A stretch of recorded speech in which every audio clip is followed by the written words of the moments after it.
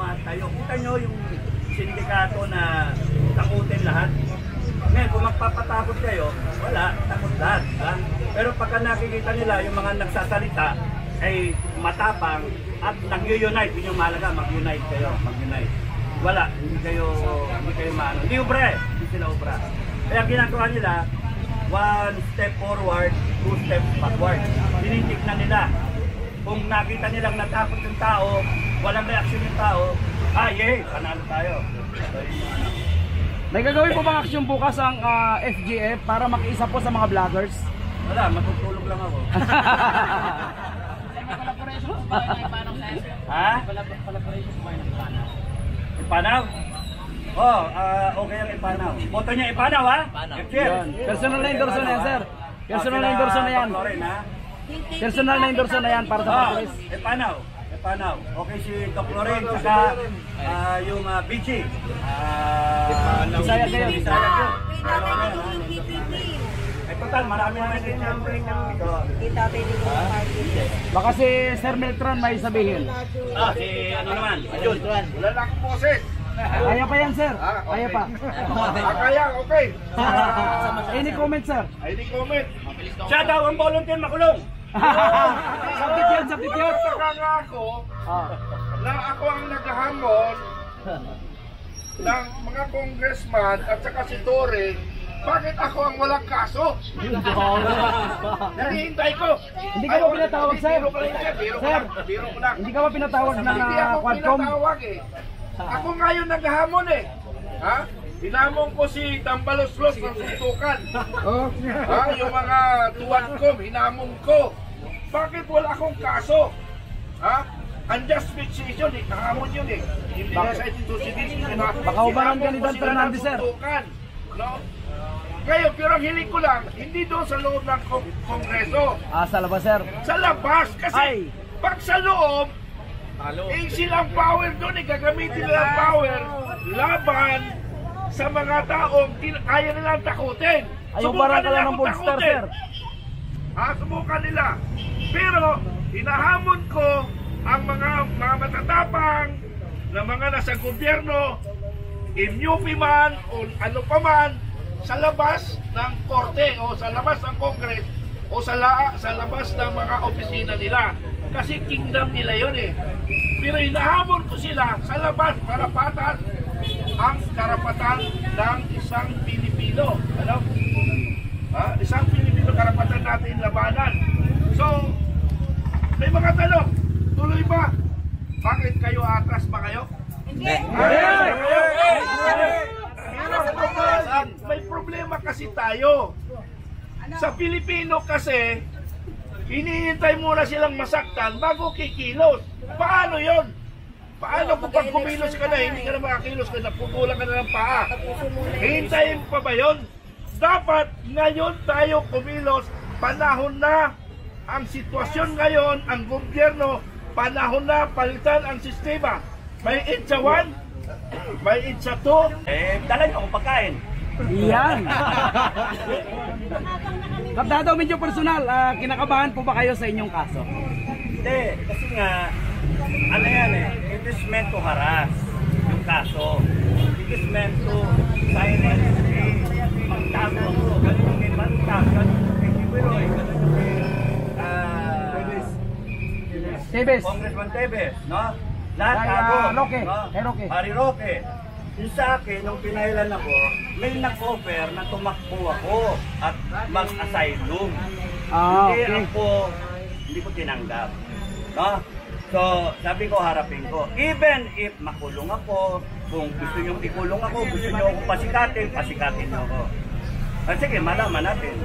Kasi kung pinakailangan yung pagkaka-ano nila sa akin, maging hudyat, okay lang. Hindi ko kasalanan yung kayo gumawa niyan eh. Kayo nag-destabilize sa gobyerno. Kayo ang may problema, hindi ako. Kayo yung pumasok sa gobyerno, kayo nangako eh, sa tao. Good governance is the only answer. Good governance. Ngayon kung kunyaring patatagalin nyo hanggang 2028, I'm sorry, hindi kayo matatapos sa term ninyo. I'm sorry, iikot bigla ang mundo. Iikot bigla ang mundo. Kasi number 1, ayaw ng Amerika sa gago ng gobyerno. Ayaw ng Amerika sa bangat. They will clamp down on drugs. Ayaw ng Amerika sa mga kurap. They will clamp down sa mga magnanakaw. Bakit? Kasi kung magnanakaw ang isang regime, ano nangyayari? Yung mga kababayan nila pumupunta abroad, naghahanap ng greener pasture. Saan pumupunta? Amerika. Kaya ang suggestion sa Amerika, talsiko lumalaway. Ang suggestion, you clamp down on all the corrupt regime. Delikado itong regime na to, delikado kayo. And yung wini-withdraw ng pera, hindi na-withdraw. 2 beses na nag-attempt, $10 billion sa Yes, tama. So, ang daming dapat explain, yung ginto, yung PhilHealth, lahat-lahat, di ba? Yung mga flood control, ang daming dapat imbestigahan.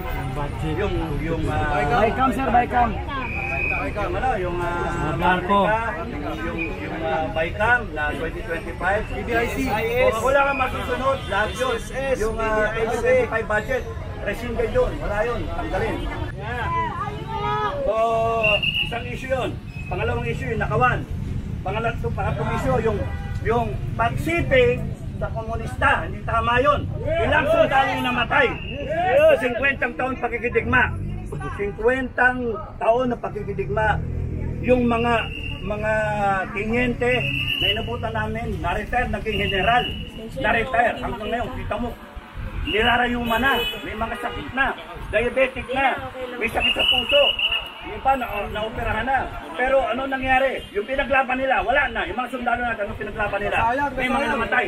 Merong mga namatay ng 20 anyos pa lang, di nakatikim, ang lang magkaroon ng anak. Diba? That's unfair. Kaya kinakailangan, itigil na natin to. Isang issue yun. Bakit may komunista sa gobyerno? Bakit natin hinahayaan na maging komunista tayo? Bakit may droga na sa paligid natin? Nagre-research ang droga. Bakit inaabuso yung konstitusyon? Bakit ninanakawan tayo? Yun yung mga issue. Dapat kayo, laging yun ang sinasabi nyo. Huwag na yung personalidad. Huwag yung personalidad kasi mawawala kayo eh. Ang pinakaano doon, yung ginagawa sa bansa natin. Kayong mga nasa gobyerno, binaboy ninyo ang bansa natin. Kaya dapat itigil kayo. Matigil yung ginawa niyong pagbababoy at respetuhin ninyo yung karapatan ng mga kababayan. Yun ang mahalaga. Respetuhin nyo ang karapatan ng mga kababayan, mga Pilipino, because yung gobyerno nandyan para sa taong bayan. Yun ang rason. Kaya tinawag Republic of the Philippines dahil sa taong bayan, 120 million Filipinos. Bakit nagkaroon ng gobyerno? Government of the Philippines dahil sa taong bayan. Bakit nagkaroon ng government of the people, and by the people, and for the people. Diba? So bakit nagkaroon ng armed forces? Armed forces, ba't kayo natutulog? Bakit hinahayaan na gawin to? Ang sasabihin nyo, apolitical kayo. Sasabihin ninyo, ano kayo,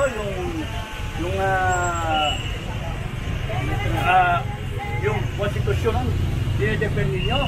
You prove to us na yan ang kung ano yung tama. You uphold the Constitution. The Constitution says explicitly kung ano ang karapatan ng taong bayan. O yun yung mga issue. Ito na issue. So maraming salamat sa mga suporta. Maraming salamat. At yung mga nakakarinig sa akin, maraming salamat sa paniniwala.